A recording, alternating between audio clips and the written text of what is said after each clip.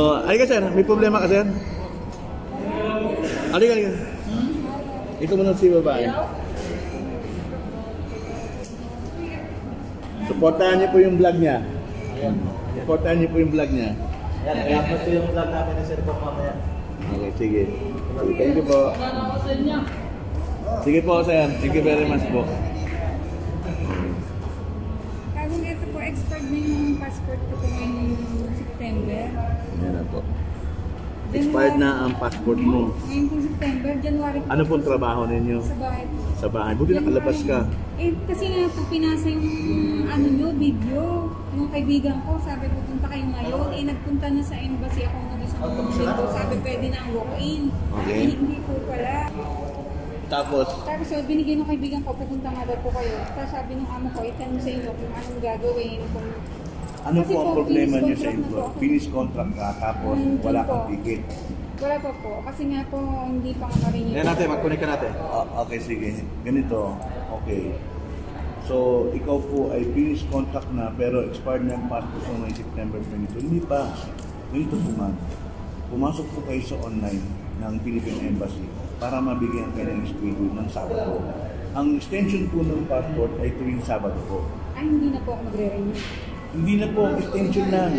Yan po ang advantage ninyo.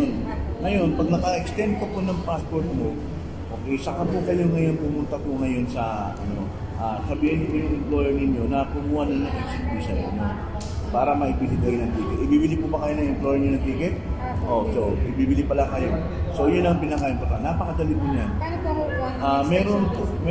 ako May Facebook po kayo. Tingnan niyo po yung Facebook page po ng Philippine Embassy. Okay? Meron po akong YouTube. Pakilap po yung internet dyan. Meron po akong YouTube channel. Doon po yung explanation tungkol po doon sa inyong pag-extension ng passport. Ano itong palatan na. Pero ngayon po, mag-online registration po kayo. Hindi po maraming pumasakit po ito. Maluwag po ito. Kaya Pwede ba hindi nyo kailangan 3 months po, 1 year po ang extension yan. Okay? Pag na-extend po yan, kumuha na po kayo ng exit visa para makauwi na kayo, magpa-register na po kayo para makauwi na kayo. Okay? Within 1 year po, kung gusto niya next month, kung meron na ng Yes. Basta na-extend to, pwede na kayo umuwi kahit September, October. Okay?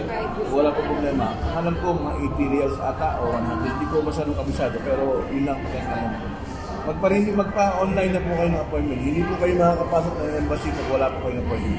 Online appointment ng Extension ng passport. meron din po yan. Pag online naman yun, mababasa nyo naman kung anong gagawin nyo. Sa tanungin naman kayo doon eh.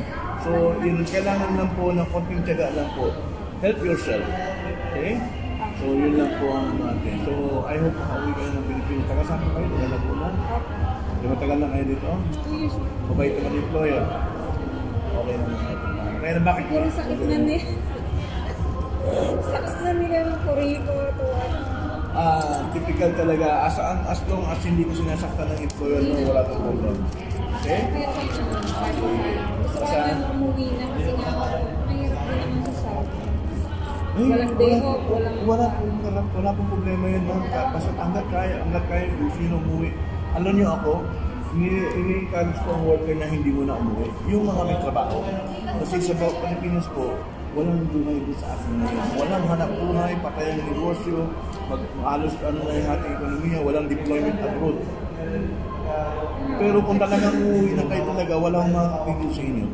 Ako po, I am advocating na hanggat maaari po kung magtrabaho mo. Pero pag gusto nyo na umuwi, it is your right. Pero at least 1 year yung extension. Basta ito po, ipa-extend ninyo, kumuha kayo ng online appointment sa embassy, extension ng passport para po kayo ay makapasok. Every Saturday po yan, nilalaan ng Philippine Embassy para sa extension ng passport. Hindi po yung mabigat. Basta ganun po gawin nyo, ha? Hindi nyo po kailangan ito. Sabihin mo sa employer. Okay? Ano pangalan? Arisa Abbas.